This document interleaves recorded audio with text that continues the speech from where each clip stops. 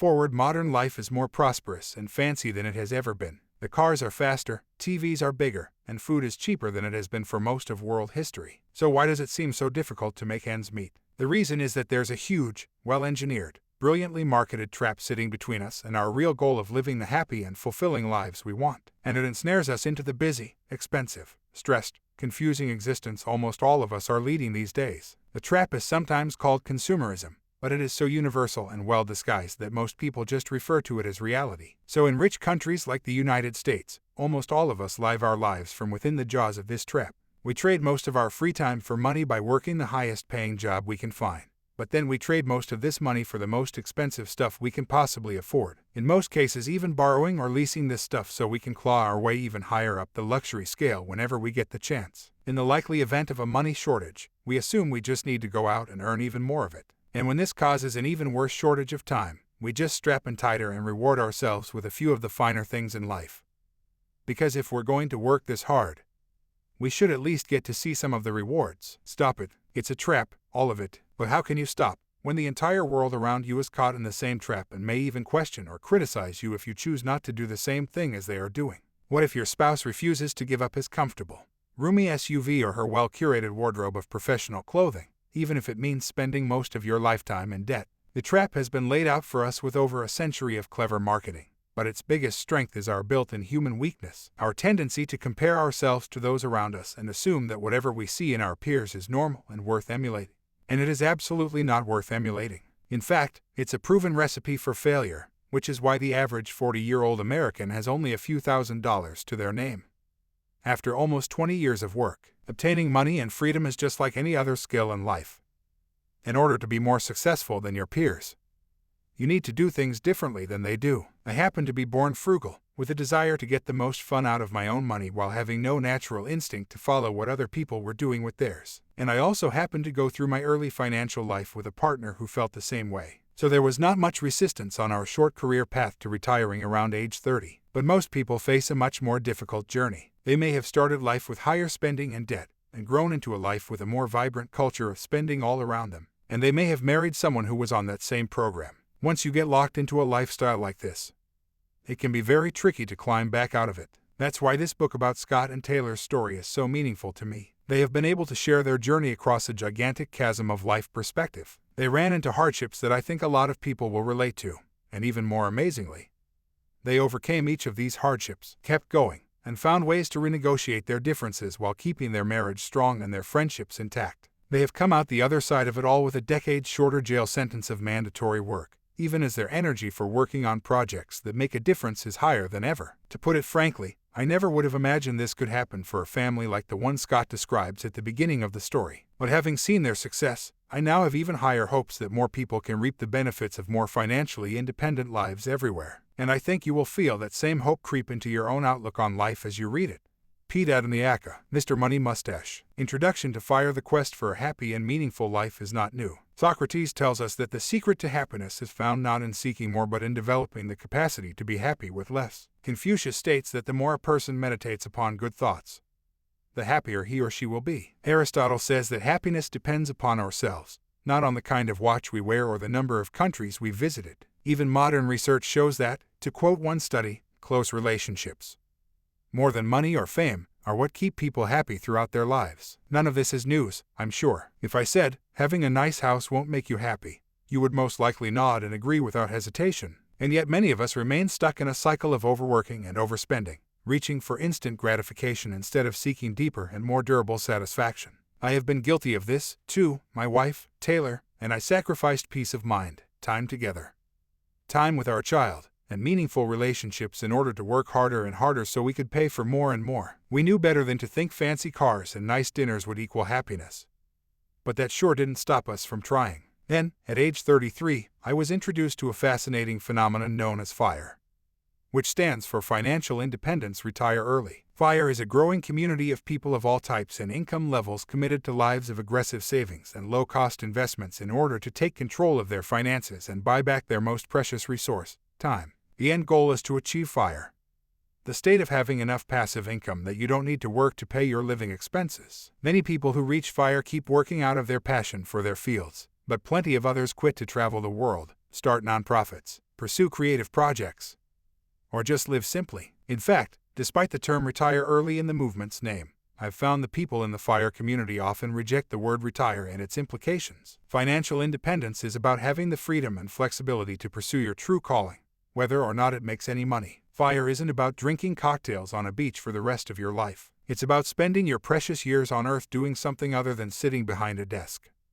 counting the minutes to 5 p.m., wishing you were somewhere else. In the process of writing this book, I came to see FIRE as the antidote to the daily grind of employment. Maybe you love your job, maybe you don't, in which case, you're not alone. Half of Americans aren't satisfied at their jobs. Regardless of how you feel about your job, you probably feel that you have no choice but to keep working. On the other hand, if you were financially independent, you could quit at any time. Even if your job is fulfilling, you probably wouldn't mind the freedom to move on if and when you wanted to. If you depend on your paycheck, you are likely compromising on some aspect of your life.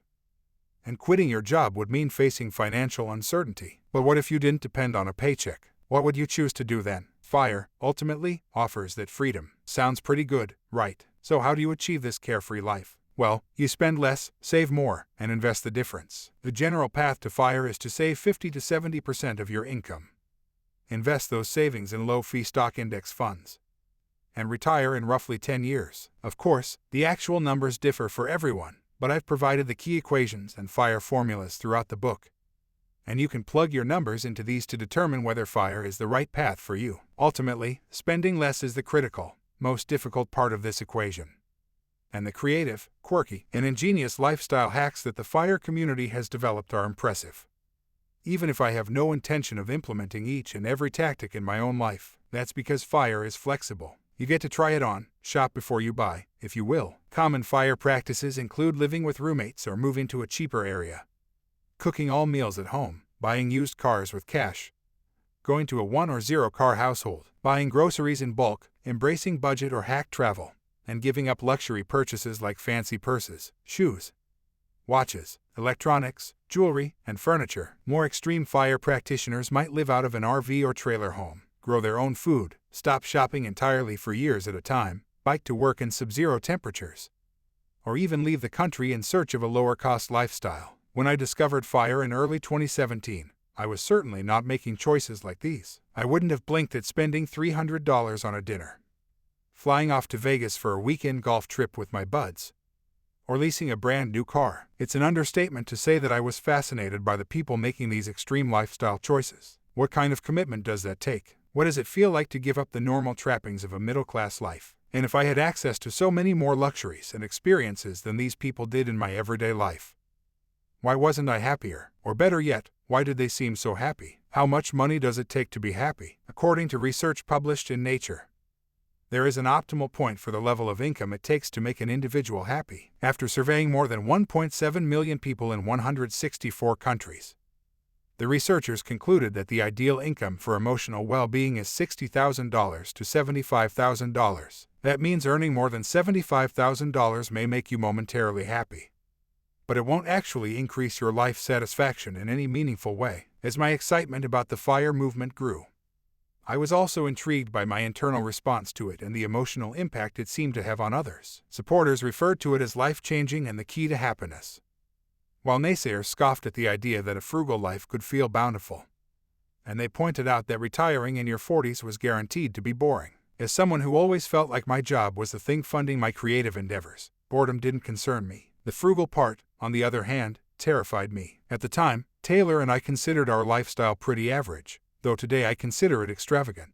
The idea of cutting our expenses in half seemed impossible. We led a 6-figure lifestyle, which was hard to give up, especially when most of that felt like it was going to needs instead of wants. As we adopted FIRE, we struggled, we fought, we made mistakes, and occasionally we talked about throwing in the towel and just going back to our old spending habits. But after a couple of months of drastically cutting our expenses, I was inspired by the transformational effects of living a simpler, lower-cost lifestyle. Not only did I want to continue learning FIRE tactics and philosophies, but I wanted to learn more about the FIRE community and how this idea is changing lives around the world. Since I had spent the previous decade working as a film director and producer, it dawned on me that writing a book and creating a FIRE documentary could be a great opportunity to immerse myself in this new way of life. I would use platforms that I know well to learn everything I could about something I didn't know at all. These efforts would be a vehicle for me and Taylor to hold ourselves accountable to this new lifestyle by documenting both the mechanics of fire and how we were embracing its principles in our lives. From this, Playing with Fire was born, and you are holding one of the results, this book, in your hands. The documentary is due to be released in 2019. Both projects share our story long before I know how it will turn out. Will we fail? Has this been a mistake? A flop? At this point, all I know is that the concept of fire has improved my life. And I want to share it with as many people as possible in hopes that it will improve their lives as well. Is fire only for rich people? Over the past year, I've been asked this question again and again. Is fire only for rich people? That's a bit of a loaded question, and all I can share is my experience. I've connected with thousands of people who are pursuing fire, and I've been contacted by thousands more. What I've seen is that for every engineer making $200,000, I've also met a family on a yearly combined income of $70,000. I've talked to single people and to families with 4 and 5 kids. I've met baristas making $35,000 and stockbrokers making $400,000. People who haven't graduated high school and people with PhDs. People who live in big cities like New York and who live in rural counties in Kentucky and Iowa, and who live in foreign countries like Indonesia, France, Sweden, Ireland, and Mexico. That isn't to say that there's not some validity in the question. Fire is significantly easier to accomplish if you're making a higher than average salary. For most millennials, especially those who graduated college during the 2008 recession with record high levels of student debt, the idea of amassing large amounts of wealth feels ridiculously out of reach. But fire principles can be applied at any income level. Whether you reach fire in 5, 10, or 30 years, the benefits of spending less and saving more, prioritizing happiness over material objects, and buying back your time are available to everyone. Whatever you have, whoever you are, whatever you earn, you deserve peace of mind, and fire is a pathway. Throughout the book, I've included fire stories that highlight people from every kind of background and economic opportunity who are pursuing fire. I hope you'll find inspiration hearing from others in a similar situation. If your first impulse, as mine was, is to disregard fire as a bunch of penny-pinching weirdos who live in tiny homes, let me give you a snapshot of the alternative. In 2017, consumer debt hit a record high at nearly $13 trillion. At the same time, household savings hit a 12-year low. A 2016 survey reported that 69% of Americans have less than $1,000 in savings, and 34% have no savings at all. Nobody should have to live under financial stress, and yet many of us do. I did, and our financial situation was significantly better than most. In 2016, Taylor and I made $186,000, and we had just paid off the last of our combined student loans of $35,000 the year before. Still, despite our higher-than-average salaries, Taylor and I were spending almost every penny we made. If you're like most people, your income, net worth, and level of debt aren't things you openly discuss. A few years ago, a Wells Fargo survey found that money ranked as the #1 most difficult topic to talk about. Amazingly, death, religion, and politics all ranked beneath money. Until I joined the FIRE community, I had numerous close friends and family members with whom I could share almost anything, but I would never have discussed my paycheck or how much was in my 401k. Why? My theory is that discussing money is challenging because of all that it represents: success,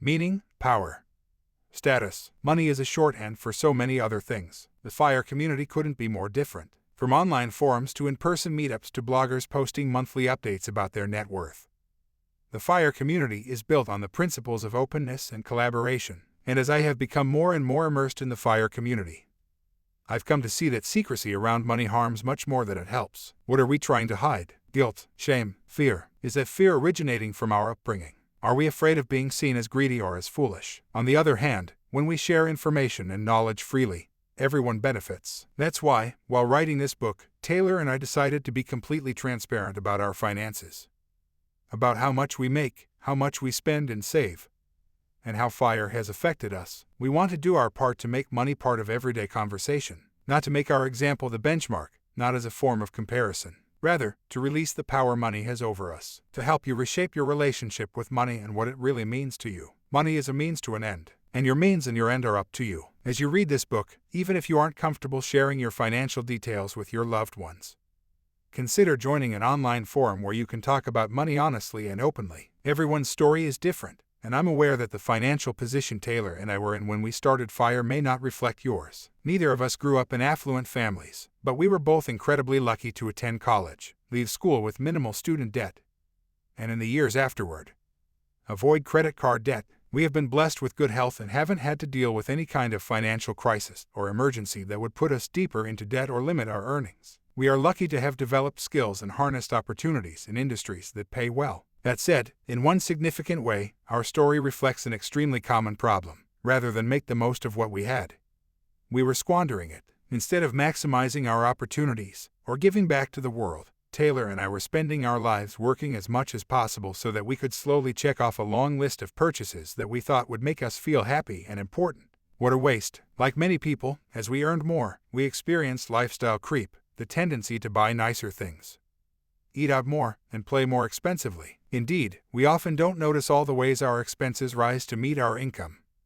And when lifestyle creep is left unchecked, it can be dangerous, even lethal, to financial health over the long term. My goal with Playing with Fire is to offer an intimate view of an alternate path, a unique and interesting life design and philosophy that definitively bucks the trend. I'm a firm believer in to each their own, and clearly, this path is not for everyone. But I hope my story will inspire you to take a deeper look at your own financial and lifestyle choices. Are you trading your time for dollars? What kind of legacy do you want to leave behind? If this book, its message, and the examples in it can help even a few people live a happier and more financially secure life, then I'll consider this effort a smashing success. The story you're about to read is my family's journey from overspending to saving half of our income.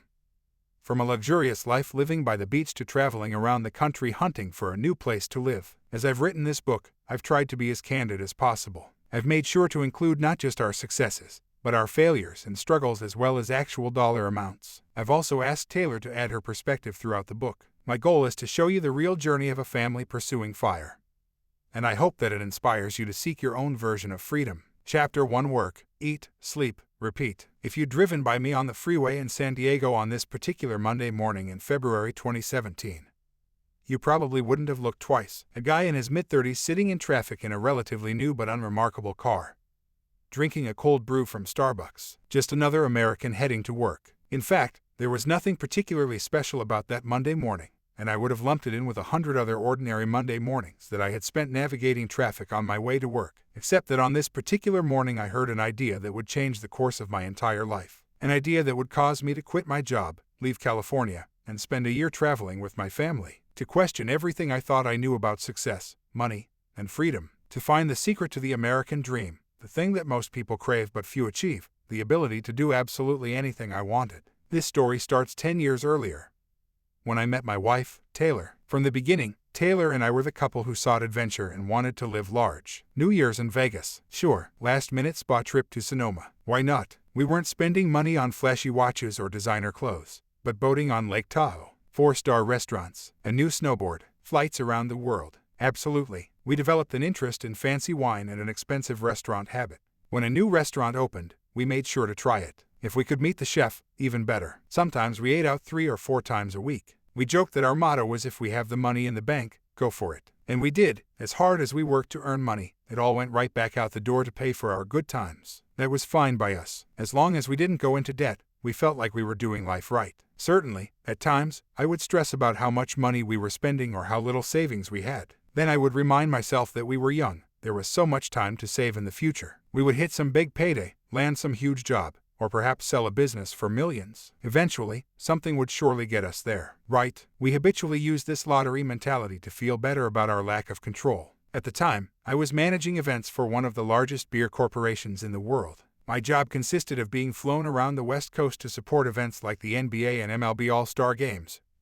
the Sundance Film Festival, music festivals, and so on. For me, a restless kid who loves adventure and meeting new people, it felt like a dream job. But after a year on the road, the parties and events began to blend together. I started to question the long-term viability of this line of work. I could feel myself craving something more creative and meaningful. I was traveling constantly, barely sleeping, and living an unhealthy lifestyle. I knew I could not keep this up for long. I wanted a life of outdoor adventure, physical activity, and connection, something that felt more exciting than drinking beer and missing out on quality time with my family. After Taylor and I married in 2010, we honeymooned in the island nation of St. Kitts and Nevis. On the flight back, Taylor leaned her head against the airplane seat and said, "Why can't we just live somewhere every day that feels like a vacation?" We were currently living in Reno, but we were both ready for a change of scenery. 10 minutes later, we had made a list of paradise locales on the back of a drink napkin. St. John in the U.S. Virgin Islands, Kauai, Coronado, Scottsdale, and Key West. After some back and forth, in early 2012, we packed up our house in Reno, quit our jobs, and moved to Coronado, California, outside San Diego, hoping to find our endless vacation. We wanted a life that felt enjoyable every day instead of just living for the weekend. We told ourselves we wouldn't be like other people who talk about moving to the beach but never follow through. In retrospect, this atypical move was great training for our fire lifestyle to come, but it was also part of our problem. For the first few years, living in Coronado really did feel like living in paradise. We rented a little one-bedroom apartment near the bay and would stroll the boardwalk to watch the sunset reflect off the beautiful downtown skyline. We bought 2 beach cruisers and biked everywhere, to the beach, around the city, to meet our friends for drinks after work. It felt like we had the life that everyone dreams of, carefree, outdoorsy, relaxed. As our love of the outdoors grew, so did our collection of outdoor gear. We bought kayaks, stand-up paddleboards, and surfboards. Then we needed a fleet to carry all our gear. So we bought a Chevy Equinox SUV and a Toyota Prius, complete with sunroofs and roof racks. Because California, we found loads of career opportunities in San Diego, a city on the rise. Taylor worked for her family's recruiting company and steadily built her market and network. I co-owned a video production company that was eventually acquired, and we moved into a larger marketing agency's office. The cultures didn't quite mesh, and eventually my partners and I decided to move on and start fresh. Doing this meant leaving a large amount of money on the table, but I felt it was the right decision. I have always prioritized my freedom over a paycheck, and I knew that I had the potential to build another successful business. I had developed the skills, I just needed to give myself a chance. Then we decided to have a baby. Our daughter was born in October 2015. It was a perfect California day, sunny, with clear skies and an ocean breeze. We named her Jovi, a reference to the word jovial, because we wanted her to chase joy in her life the same way we were. Like most first-time parents, we had gone above and beyond in getting ready for Jovi's arrival. We'd moved out of the one-bedroom rental apartment and into a tiny but more accommodating 3-bedroom house. Taylor was working from home at this point, and she wanted her own office. Plus, we knew family members would visit to see Jovi, so we wanted a guest bedroom. After weeks of searching, we found a rental house for $2,850 a month, which was a steal in Coronado. We promptly spent another $8,000 furnishing our new home, along with stocking a new nursery with a crib and all the amenities. No cost was spared as we prepared for our new baby. By this point in our lives, we had recently spent $6,000 to become Boat Club members, and we were leasing 2 cars, a 2016 Mazda 3 hatchback and a 2015 BMW 3 Series GT. Before Jovi was born, Taylor and I could both feel that our expenses were getting out of hand. We occasionally talked about cutting back, but whenever we tried, we ended up convincing ourselves we just had to have whatever it was that we wanted, like a Vitamix blender, a vacation to New Zealand, or the best Italian-made stroller for our little coconut. We had the money, and we both innocently assumed that it would all work out, that our incomes would keep increasing and we'd eventually start saving for the future. After all, Taylor's salary was good, and my new company was already making a profit. Plus, we were being financially responsible by contributing to our 401k retirement accounts. That said, aside from our retirement accounts, neither of us were invested in the stock market. We were unfamiliar with investing, stocks felt too risky, and our busy schedules were always a convenient excuse for why we didn't have time to learn more. Besides, everything looked good. We had high-paying jobs, we were contributing to our 401ks, and we had avoided consumer debt. Surely, we were on the right path. Then Jovi arrived, and Taylor had an epiphany that many parents experience.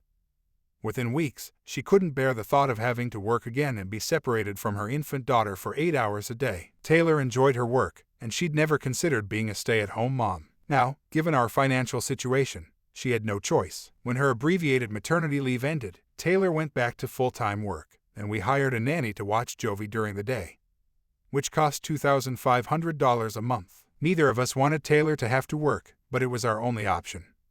We needed 2 incomes to afford our lifestyle. As the months passed, Taylor became increasingly distraught as she thought about all the moments with her baby that she was missing. It killed me to see her feeling this way, and the worst part was that I felt responsible. Why hadn't I pushed us to save more money before we decided to have a child? Had I made a mistake by leaving that larger agency and its higher income?